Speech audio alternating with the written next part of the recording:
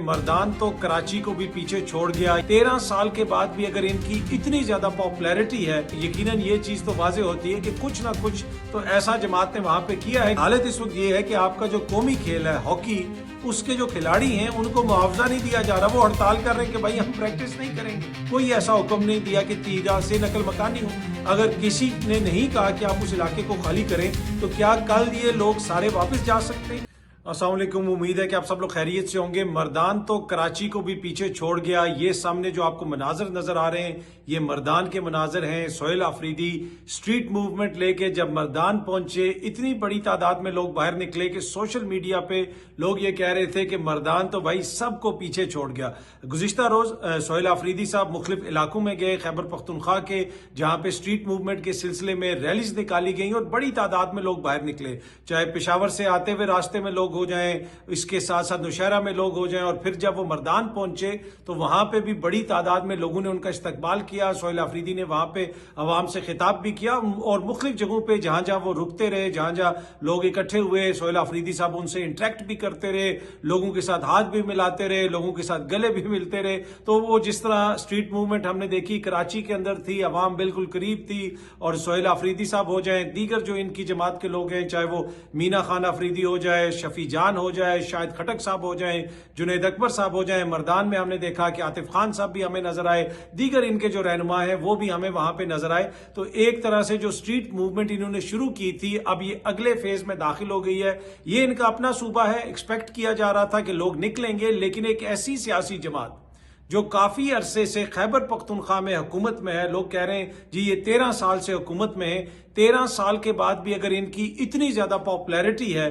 तो मेरे ख्याल में इससे यकीनन ये चीज तो वाजे होती है कि कुछ ना कुछ तो ऐसा जमात ने वहां पे किया है कि लोग अभी भी इनके लिए निकलते भी हैं, और इस किस्म का अवामी इज्तिमा वो हर जगह पे इकट्ठा भी कर लेते हैं। दूसरी जानिब जो दीगर सूबों के अंदर हुकूमतें हैं, क्या वो अपने दारुल हुकूमत में या अपने शहरों में इस तरह का अवामी इंटरेस्ट जनरेट कर सकते हैं? क्या बिलावल साहब या मरियम साहिबा इस तरह अवामी जो इज्तिमा कर सकते हैं? क्या वो इस तरह अवाम के साथ इतनी बड़ी बड़ी रैलीज निकाल सकते हैं? ऑल्दो कि उनकी भी वहां पे हुकूमत है, उनकी भी बड़ी बड़ी जमातें, और उसमें एक बुनियादी फर्क भी है। मरियम बीबी को और बिलावल को तो एडवांटेज हासिल है, एक मियाँ साहब की साहिबजादी हैं, दूसरे हैं वो शहीद बीबी के बेटे हैं, जरदारी साहब के बेटे हैं, लेकिन उसके बावजूद अवाम से वो कितना कनेक्ट कर पाते हैं ये फैसला मैं आपके ऊपर छोड़ देता हूं। लेकिन जिस तरह मैंने अर्ज किया कि जो स्ट्रीट मूवमेंट है वो जारी है, और सोहेल आफरीदी साहब ने मुख्तलिफ इलाकों का गुज़िश्ता रोज भी दौरा किया, मुख्तलिफ इलाकों में वो गए। सर्दी के बावजूद ये जो सामने आप मनाजर देख सकते हैं, रात का टाइम हो चुका है, लेकिन सर्दी के बावजूद लोग बाहर निकले और बड़ी तादाद में बाहर निकले। और ये इमरान खान साहब का एक आम कारकुन है, इसकी सिर्फ एक ही क्वालिटी है कि इसको इमरान खान ने नामजद किया।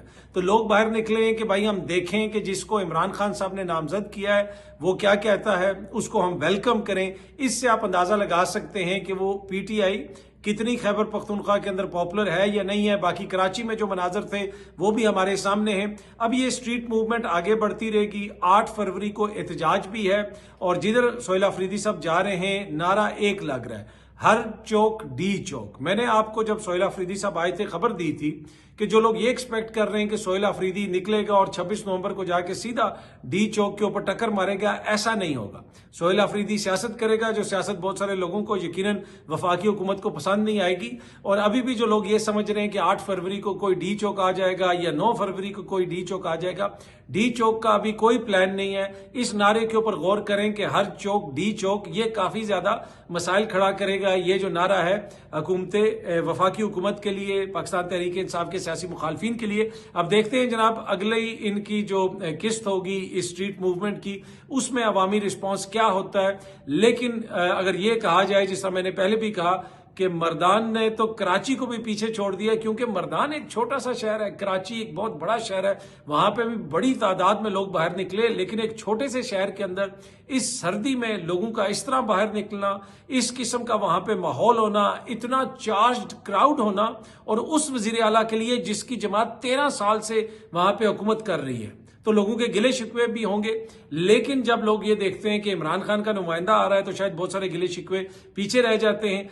तो ये सूरत हाल है इस वक्त पाकिस्तान तहरीक इंसाफ की स्ट्रीट मूवमेंट की। अब ये आगे कितना जोर पकड़ेगी, मैंने आपसे पहले भी ये चीज शेयर की है कि मुझे ये लगता है कि ये जो मूवमेंट चल रही है ये अप्रैल के महीने में जाके पता चलेगा कि चीजें किस तरफ जा रही हैं, क्योंकि बीच में रमजान भी आना है, ईद भी आनी है, तो उसके बाद सूरत हाल मजीद क्लियर होना शुरू होगी कि आगे मामला किस तरफ जाएगा। अच्छा जी, शहबाज शरीफ साहब ने कहा है कि गजा जो बोर्ड ऑफ पीस है उसमें शमूलियत का इख्तियार काबीना ने वज़ीर आज़म साहब को दिया था। ये सामने आप देख सकते हैं, मीडिया इसको रिपोर्ट भी कर रहा है। लंदन में सहाफ़ियों से गुफ्तगू करते हुए, मीडिया से बात करते हुए उन्होंने ये बात कही और वो दस्तखत करके स्विट्जरलैंड में लंदन चले गए हैं और लंदन में वो जाके मीडिया को ये बता रहे हैं कि जनाब इसकी जो इजाज़त है वो काबीना ने दी थी। अब पता नहीं शहबाज शरीफ साहब कब वापस आ रहे हैं। मैंने कल ही आपको बताया था कि नवाज शरीफ साहब जो हैं वो तो बर्फ को एंजॉय करने के लिए मरी चले गए हैं। शहबाज शरीफ साहब इस वक्त लंदन में मौजूद हैं। एक और खबर आ रही थी, सीनियर सहाफ़ी हैं फ़हीम अख्तर मलिक साहब, ये सामने आप देख सकते हैं उनका ट्वीट। उन्होंने ये खबर शेयर की है कि मौलाना फजल रहमान साहब साउथ अफ्रीका चले गए। जी हाँ जी, उन्होंने बड़ी तकरीर की हुकूमत के खिलाफ कि ये गुलाम हैं और ये और वो। इन्होंने गजा जो बोर्ड ऑफ पीस का चार्टर है उसके ऊपर क्यों दस्तखत किए, लेकिन अब खबर ये दे रहे हैं फ़हीम अख्तर साहब सीनियर सहाफ़ी हैं, गालिबन 92 न्यूज़ से उनका ताल्लुक है। उन्होंने ये खबर दी है कि JUIF के जो अमीर हैं फजल रहमान साहब साउथ अफ्रीका चले गए। मौलाना फजल रहमान 6 फरवरी को वापस आएंगे। तो मौलाना जनाब हुकूमत पे तनकीद करके साउथ अफ्रीका चले गए। यकीनन कोई इंपॉर्टेंट मीटिंग या इंपॉर्टेंट काम होगा, इसलिए वो गए होंगे। अच्छा जी, शहबाज शरीफ साहब ने जो मीडिया से गुफ्तगू की लंदन में, उसमें उन्होंने जहां पे ये जिक्र किया कि काबीना की तरफ से इजाजत दी गई थी कि इस मुआहदे का आप हिस्सा बन सकते हैं, और दूसरी जानिब उन्होंने ये भी बताया कि लंदन में उनकी जो क्रिप्टो एक्सपर्ट्स हैं उनसे भी मुलाकात हुई। अब पता नहीं उस मुलाकात के नतीजे में क्या निकलेगा, कितनी इन्वेस्टमेंट पाकिस्तान में आएगी, आई डोंट नो। पाकिस्तान की इकॉनमी को कितना जो है हेल्प कर सकती है क्रिप्टो। शायद मेरे ख्याल में इस वक्त दुनिया का वाहिद मुल्क है पाकिस्तान जो क्रिप्टो के जरिए अपनी तकदीर को बदलने की बात कर रहे हैं। हाँ, इंडिविजुअल लोग, इंडिविजुअल कंपनियां तो क्रिप्टो के हवाले से बात करती हैं, लेकिन रियासती सतह पे मेरे ख्याल में जितना इंटरेस्ट क्रिप्टो में पाकिस्तान में लिया जा रहा है शायद ही कोई और इसका इस लेवल के ऊपर मुकाबला कर सके। अब देखते हैं जनाब इस क्रिप्टो से पाकिस्तान को क्या कुछ मिलता है, कितने हालात बेहतर होते हैं। जिस तरह पहले भी दावे किए गए कि अजाफी बिजली है उसके जरिए जो बिटकॉइन है उसकी माइनिंग की जाएगी, ये होगा वो होगा। फिर पता चला कि सर्दियों में 4000 मेगावाट का शॉर्टफॉल हो गया है, सर्दियों में लोड शेडिंग शुरू हो गई है। तो फिलहाल तो ये जो क्रिप्टो के ऊपर जब कोई बात करते हैं तो वो उसी किस्म की बात लगती है कि वो माजी में आप कहानियां पढ़ते होते थे कि जनाब एक शख्स था, वो एक मोहल्ले में रहता था और हर वक्त वो अपने कमरे में बंद रहता था और वो कहता था कि मैं सोना बना रहा हूं, बस किसी टाइम भी सोना तैयार हो जाएगा। तो फिलहाल जो हुकूमत के दावे हैं वो लगता है ऐसे ही है कि उनकी हर चीज से कि हर चीज को वो ऐसे ही पेश करते हैं कि बस हम सोना बना रहे हैं, बस कल सोना तैयार हो जाएगा, परसों सोना तैयार हो जाएगा। कभी क्रिप्टो आ जाती है, कभी कोई फॉरेन इन्वेस्टमेंट आ जाती है, कभी कोई और बात सामने आ जाती है, लेकिन जो मटीरियलाइज होने वाली बात है वो अभी तक हमने उस तरह नहीं देखी।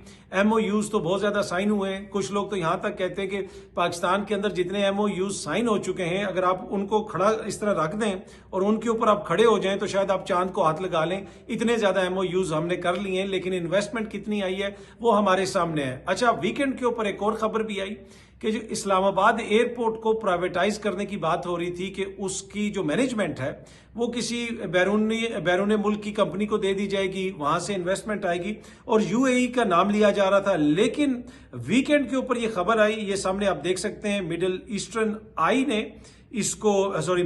आई ने इसको रिपोर्ट किया कि UAE pulls back from plan to manage Pakistan Islamabad airport.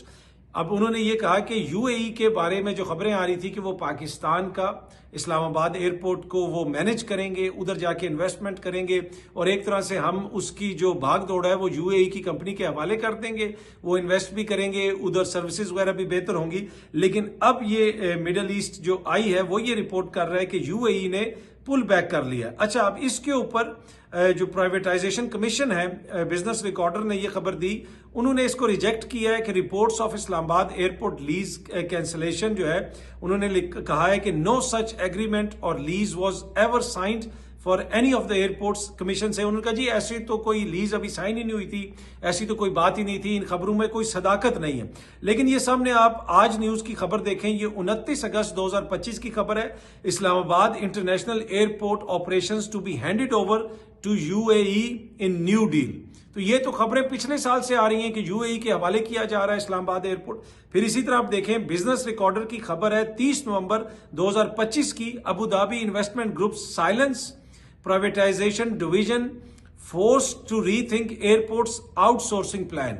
तो उन्होंने नवंबर में ये खबर दी बिजनेस रिकॉर्डर ने कि जो अबू धाबी ग्रुप है, जो यूएई ग्रुप है, वो इस पे उसने खामोशी इख्तियार की हुई है कि वो आ रहे हैं या नहीं आ रहे। तो अब लगता है ऐसे है कि प्राइवेटाइजेशन कमीशन कुछ और सोच रहा है। इसी तरीके से एक्सप्रेस ट्रिब्यून की खबर है 19 नवंबर 2025 की, उसमें भी इसका जिक्र है कि Islamabad airport goes to the UAE, आगे question mark, just the duty free and लाटेज नॉट सिक्योरिटी। तो इसके अंदर भी उन्होंने इस चीज का जिक्र किया कि हो सकता है कि यूएई उसका जो सारी मैनेजमेंट है वो उसको संभाल लें। तो ये तो खबरें पिछले साल से आ रही थी, हुकूमती सोर्सेज ये हमें बता रही थी कि इस्लामाबाद एयरपोर्ट को एक तरह से प्राइवेटाइज किया जाएगा और उसकी जो मैनेजमेंट है वो यूएई का कोई ग्रुप संभालेगा और उससे पाकिस्तान में इन्वेस्टमेंट आएगी। लेकिन अब ये खबर आई है कि जी यूएई का वो ग्रुप पुल बैक कर गया है, लेकिन प्राइवेटाइजेशन कमीशन कह रहा है कि भाई हमने तो कोई डील की नहीं। भाई डील हुई नहीं ना, आप खबरें तो यही आती रही कि डील होने वाली है, इन्वेस्टमेंट आ रही है, वही तो रोना है कि सारी चीजें होती हैं, एमओयूज होते हैं, लेकिन आगे डील फाइनल नहीं होती। गुज़िश्ता रोज ईमान मजारी साहिबा और उनके हस्बैंड हादी अली चट्टा साहब को 17 साल कैद की सजा सुनाई गई। ये दोनों इंसानी हकूक के लॉयर हैं, पाकिस्तान के अंदर प्रैक्टिस करते हैं। इन्होंने कोई ट्वीट्स वगैरह की थी, उसके ऊपर ये सारा मुकदमा चल रहा था।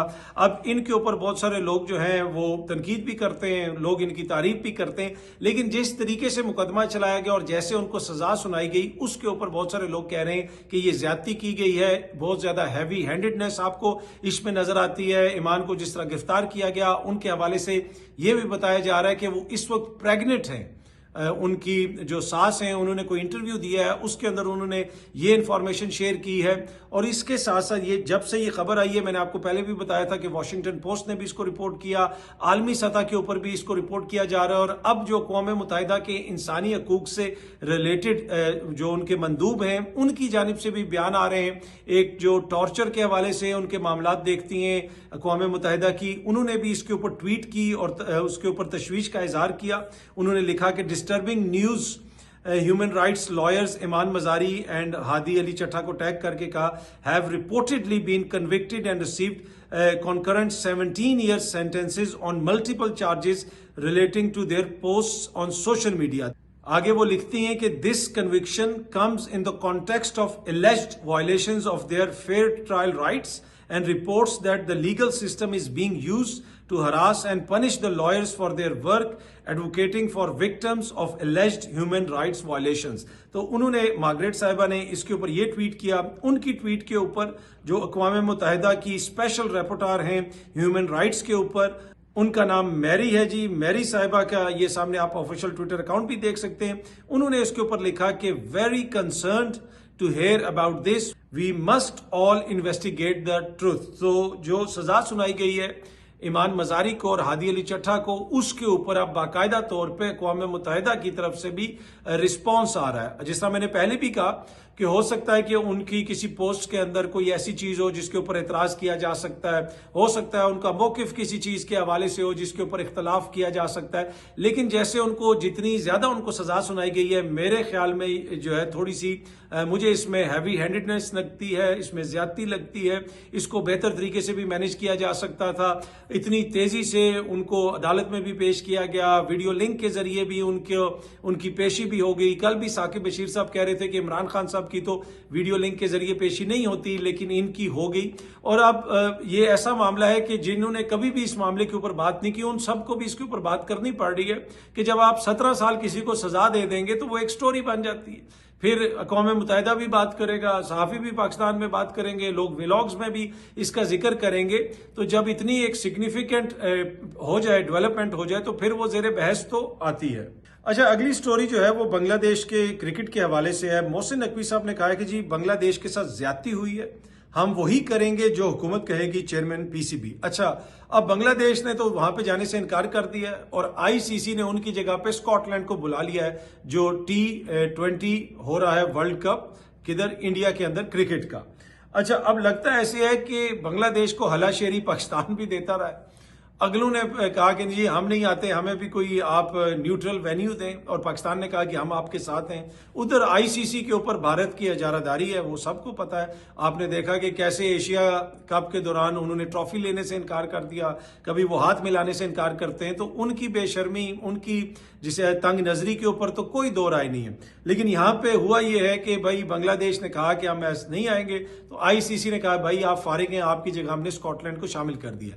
अब यकीनन बांग्लादेश पाकिस्तान की तरफ देख रहा होगा और यकीनन पाकिस्तान की तरफ से उनको सपोर्ट भी मिली होगी, और अब वो ये भी कह रहे होंगे भाई हमें फारिग करवा के अब तुम क्यों खेल रहे हो क्रिकेट, तुम क्यों ये वर्ल्ड कप खेल रहे हो। और उसी की वजह से शायद अब पीसीबी के चेयरमैन भी कह रहे हैं कि ये फैसला शहबाज शरीफ साहब वापस आएंगे तो वो करेंगे जिस तरह मुल्क के सारे फैसले शहबाज शरीफ साहब करते हैं। तो अब देखते हैं कि भाई पाकिस्तान इसके ऊपर क्या फैसला करता है। अगर बांग्लादेश ने पाकिस्तान के कहने के ऊपर ये स्टैंड लिया है और पाकिस्तान के कहने के ऊपर कहा है कि वो इंडिया नहीं जाएंगे, और अब आईसीसी ने उनको बाहर कर दिया, तो फिर पाकिस्तान के लिए भी सिचुएशन ट्रिकी हो जाएगी, और पाकिस्तान को भी फिर ये क्या पता बांग्लादेश कहे कि भाई आप भी ना खेलें। लेकिन यकीनन ये फैसला तो हुकूमत पाकिस्तान करेगी। अच्छा, क्रिकेट के साथ साथ हॉकी के हवाले से ये खबर है, ये सामने आप देख सकते हैं, इसी हफ्ते की ये खबर है कि पाकिस्तान के जो हॉकी प्लेयर्स हैं उन्होंने प्रैक्टिस करने से इनकार कर दिया, क्योंकि उनको जो उनके अलाउंस है वो नहीं दिया जा रहा। जब वो फॉरेन ट्रिप पे होते हैं उनको जो डेली अलाउंस मिलता है वो नहीं दिया जा रहा, और काफ़ी उनके वेजेस वगैरह के पहले भी मसले मसाइल होते रहते हैं। ये वो खेल है जो पाकिस्तान का कौमी खेल है। हालत ये है भाई कि बड़े बड़े दावे इकोनॉमी के हवाले से, इस चीज़ के हवाले से, उस चीज़ के हवाले से, लेकिन हालत इस वक्त ये है कि आपका जो कौमी खेल है हॉकी, उसके जो खिलाड़ी हैं उनको मुआवजा नहीं दिया जा रहा। वो हड़ताल कर रहे हैं कि भाई हम प्रैक्टिस नहीं करेंगे। या तो ये हॉकी फेडरेशन देती है मुआवजा, या स्पोर्ट्स बोर्ड ऑफ पाकिस्तान देता है, हुकूमत पाकिस्तान की तरफ से भी फंडिंग आती है, लेकिन ये हमारी जिसे आप कहते हैं हमारा कौमी खेल है, और कौमी खेल के खिलाड़ियों को पैसा नहीं दिया जा रहा। और बाकी आप बातें सुने हुकूमती दोस्तों की जानिब से और इनके वकीलों की जानिब से, वो आपको बताएंगे कि जनाब ये चीज़ ऐसे हो गई, इकोनॉमी में वो चीज़ ऐसे हो गई, यहाँ पे वो हो गया, वहाँ पे वो हो गया। दुनिया पूरी ये घूम रहे हैं, जहाज़ का इंजन ये ठंडा नहीं होने देते। स्विट्जरलैंड से लंदन, सऊदी अरब से लंदन, बिलावल साहब भी पहुँच गए स्विट्जरलैंड, ये जनाब चाइना जा रहे हैं, वो जापान जा रहे हैं। ये हुक्मरानों के लिए तो सब कुछ है, हुक्मरान शराफिया के लिए तो सब कुछ है, लेकिन हमारा जो कौमी खेल खेलते हैं, जो पाकिस्तान को रिप्रेजेंट करते हैं, उनको डेली अलाउंस नहीं दिया जाता। तो ये हालत है भाई। अब हॉकी फेडरेशन के हालात कौन बेहतर करेगा, इसी हुकूमत की जिम्मेदारी है। पाकिस्तान स्पोर्ट्स बोर्ड के अंदर भी यही लोग तैनातियां करते हैं, तो इस सारे मामले को देखने की जरूरत है। जहां पे क्रिकेट या दीगर स्पोर्ट्स के ऊपर हम इन्वेस्ट करते हैं, अच्छी बात है। वहां पे जो हॉकी है, एक जमाने में पाकिस्तान की हॉकी की टीम बड़ी जबरदस्त थी, तो क्या वजह हुआ कि ये ग्रेजुअल डिक्लाइन हमने देखा पाकिस्तान की हॉकी में, और फिर उसके साथ साथ अब हम ये जो फाइनेंशियल डिक्लाइन है उसकी भी कंटिन्यूएशन देख रहे हैं। वो तो काफ़ी अरसे से जारी है और काफ़ी दफ़ा पहले भी इस तरह की खबरें आती रही हैं, लेकिन मौजूदा तो दौर तो तजर्बाकारों का दौर है। इन्होंने तो जनाब जो जो बातें कही थी, जो जो ख्वाब दिखाए थे, अब उस दौर के अंदर तो ये नहीं होना चाहिए ना कि हॉकी के प्लेयर बेचारे मजबूर हो जाएं कि हड़ताल कर दें कि भाई हम प्रैक्टिस नहीं करेंगे, क्योंकि हमें हमारी जो वेजेस हैं, हमारे जो अलाउंसेज हैं, वो नहीं दिए जा रहे। अगली खबर खैबर पख्तूनख्वा से है। वादी तीरा से आपको पता है कि बड़ी तादाद में लोग मूव कर रहे हैं इस सर्दी के अंदर, और उसके ऊपर काफ़ी ज़्यादा क्रिटिसिज्म भी हो रहा था, सोशल मीडिया पे भी बहस हो रही है।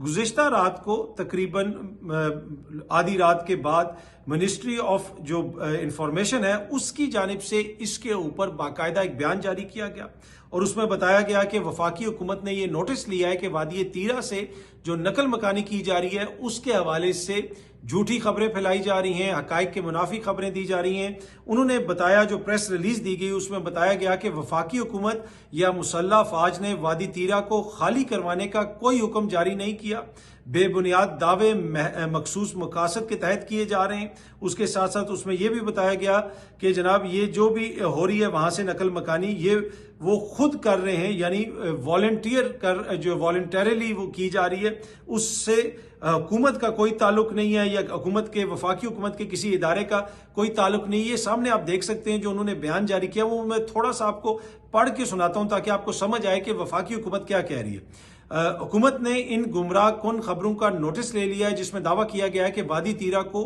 फौज के अहकामात पर खाली करवाया जा रहा है। ये मसला तो काफी दिनों से चल रहा है और काफी दिनों से वहां से नकल मकानी वगैरह हो रही है। अभी इतनी देर के बाद, कल रात को आधी रात के बाद क्यों वफाकी हुकूमत ने नोटिस लिया, इतनी देर बाद क्यों लिया, ये भी इंपॉर्टेंट क्वेश्चन है।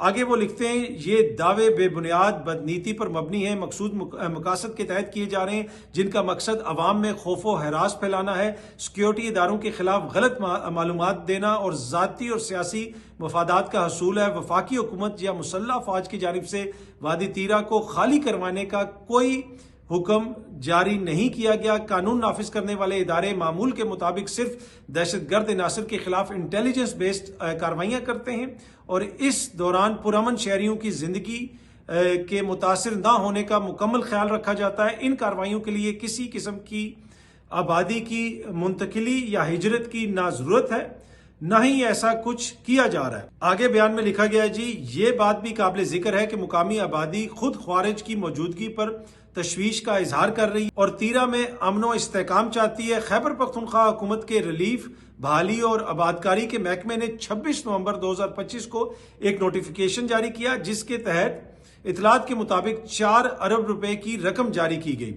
ये रकम तीरा बाग के बाज इलाकों से मुमकिना आर्जी और रजाकाराना तौर पर आबादी की नकलो हरकत के पेश नजर रखी गई ताकि पेशगी तैयारी और इमदादी इकदाम किए जा सकें जिनमें ट्रांसपोर्ट, खुराक की फरामी, नकद इमदाद और आर्जी क्याम और रजिस्ट्रेशन मराकज का क्याम और इंतजाम शामिल है। अच्छा, आगे इसमें लिखा गया है कि ये जो दस्तावेज है ये भी वाजे इसमें किया गया है कि डिप्टी कमिश्नर खैबर के मुताबिक ये मुजवजा रजाकाराना नकल मकानी मुकामी आबादी की राय और ख्वाहिशात की अक्कासी करती है जो जिलाई सतह पर मुनक्किद होने वाले नुमाइंदा जरगे के जरिए सामने आई। इसमें मौसमी हालात, इंतजामी सहूलियात और दीगर मुकामी अवामिल को मद्देनजर रखा गया है और ये अमल कैंपों के बगैर भी अंजाम दिया जाएगा। अच्छा, आगे लिखा गया, लिहाजा सूबाई हुकूमत और उसके किसी ओहदेदार की जानिब से मीडिया को दिया गया कोई भी ऐसा बयान जिसमें इस नकल मकानी को मुसल्लह अफवाज से जोड़ा जाए तो वो सरासर गलत, मन गढ़ंत और बदनीति पर मबनी है। ऐसे बयानात सियासी फायदा हासिल करने के लिए दिए जा रहे हैं और बदकिस्मती से सिक्योरिटी इदारों को बदनाम करने की कोशिशें जो इंतहाई अफसोसनाक है। तो वो ये कह रहे हैं कि भाई कि वफाकी हुकूमत ने या वफाकी हुकूमत के किसी इदारे ने कोई ऐसा हुक्म नहीं दिया कि तीरा से नकल मकानी हो, लेकिन ये तो बहस बड़े दिनों से चल रही है। तो अब क्यों वफाकी हुकूमत इस पे बोली है, पहले क्यों नहीं उन्होंने इस चीज को क्लियर किया? अगर किसी ने नहीं कहा कि आप उस इलाके को खाली करें तो क्या कल ये लोग सारे वापस जा सकते? तो फिर ये क्या सोहेल अफरीदी साहब की हुकूमत लोग उनको खाली करवा रही है? ये भी फिर इंपॉर्टेंट क्वेश्चन है। तो अब देखते हैं जनाब, जिस वक्त मैं ये वीडियो बना रहा हूं अभी तक तो जो खैबर पख्तूनख्वा की हुकूमत है उसका रद्द-ए-अमल नहीं आया। उनका अगर कोई रद्द-ए-अमल आएगा तो वो भी हम आपके साथ शेयर कर देंगे। अच्छा, मैंने गुज़िश्ता रोज जो व्लॉग बनाया था उसमें मैंने आपको बताया था कि ट्रंप साहब ने जो बयान दिया है नेटो के सोल्जर्स के हवाले से, ये बयान इनके गले पड़ जाएगा। ये इनको जो है इतनी आसानी से यूरोपीय यूनियन वाले, यूरोपीय ममालिक, बरतानिया हजम नहीं करने देगा। और फिर आपने देखा कि बड़ा सख्त वहां से एक रद्द-ए-अमल आया बरतानिया से, उनके वजीर आजम की जानिब से, लीडर ऑफ द अपोजिशन की जानिब से, यूरोप के मुख्तलिफ लीडरान की जानिब से। और उसके ऊपर फिर अब हुआ यह है कि ट्रंप साहब का जो अपना सोशल मीडिया है ट्रुथ सोशल, उसके ऊपर ट्रंप को फिर एक बयान जारी करना पड़ा। ट्रंप ने बाकायदा तौर पे एक्नॉलेज किया कि जी बरतानवी जो सोल्जर्स हैं उनका वहां पे क्या किरदार था, दीगर लोगों का क्या किरदार था और वो जो उन्होंने बात की वो किस लिहाज से उन्होंने बात की। एनीवे, ये सामने आप देख सकते हैं कि डोनाल्ड ट्रंप साहब ने ये ट्वीट किया अपने उनका जो अपना सोशल मीडिया है उसके ऊपर ट्रुथ सोशल पे। डोनाल्ड जे ट्रंप साहब ने, प्रेसिडेंट ट्रंप साहब ने उधर लिखा कि the great and very brave soldiers of the United kingdom will always be with the United States of America in Afghanistan. 457 died Many were badly injured and they were among the greatest of all warriors. It's a bond too strong to ever be broken. The UK military, with tremendous heart and soul, is second to none except for the USA. We love you all and always will. President Donald J. Trump. तो मैंने आपको कहा था कि ये इनके गले पड़ जाएगा, और ये जो है ना, इसमें भी उनकी अपॉलॉजी नहीं आई। बरतानवी वज़ीर-ए-आज़म ने कहा था कि भाई तुम माफी मांगो, और ये मसला इतनी आसानी से हल नहीं होगा। मैं अब आपको बता रहा हूं कि अमेरिका तो हर जगह पे जाके बम मारता है ना, लेकिन जो साजिशें यूरोप में तैयार होती हैं, यकीन करें कि आप जो है ना, आपको यकीन नहीं आएगा कि यूरोप में क्या कौन कौन सी साजिश तैयार होती है और क्या कुछ होता है। अब ये ट्रंप अगर नहीं जाता अमेरिका से, तो आप देखेंगे कि अमेरिका और जो यूरोप के ताल्लुकात हैं वो काफ़ी ज़्यादा ख़राब भी होंगे, और फिर आगे चल के मुझे अमेरिका में बड़े एहतजाज होते हुए नज़र आ रहे हैं। आप देखेंगे कि कैसे वहाँ पे एहतजाज होंगे, और बहुत सारे मामलात जो हैं वो सदर ट्रंप साहब के लिए फैलते जाएंगे, और उनको संभालना इतना आसान नहीं होगा। अगली दफ़ा तो वैसे ही कॉन्स्टिट्यूशनली दोबारा सदारती इलेक्शन नहीं लड़ सकते, लेकिन ये जो मिड टर्म इलेक्शंस वहाँ पे आ रहे हैं उसमें भी लगता ये है कि ऐन मुमकिन है कि उनको शिकस्त हो जाए, और अगर नंबर पूरे हो गए तो ये भी मुमकिनात में से है कि उनकी इम्पीचमेंट हो जाए, और शायद वो बड़े अरसे के बाद कोई अमेरिकन सदर ऐसे हों जो अपनी टर्म को पूरा ना कर सके। लेकिन ये फिलहाल बहुत आगे जाने वाली बात होगी। लेकिन जो मैंने आपको बताया कि मुझे अब ट्रंप के लिए अमेरिका के अंदर भी और अमेरिका के बाहर भी जो राय आमा है उसके अंदर मुखालफत ही मुखालफत नजर आ रही है, और मुखालफत बढ़ती भी नजर आ रही है। तो अब देखते हैं जनाब ये चीजें आगे किस तरफ जाती हैं। बहुत जल्दी आप सब दोस्तों से दोबारा मुलाकात होगी। Thank you very much.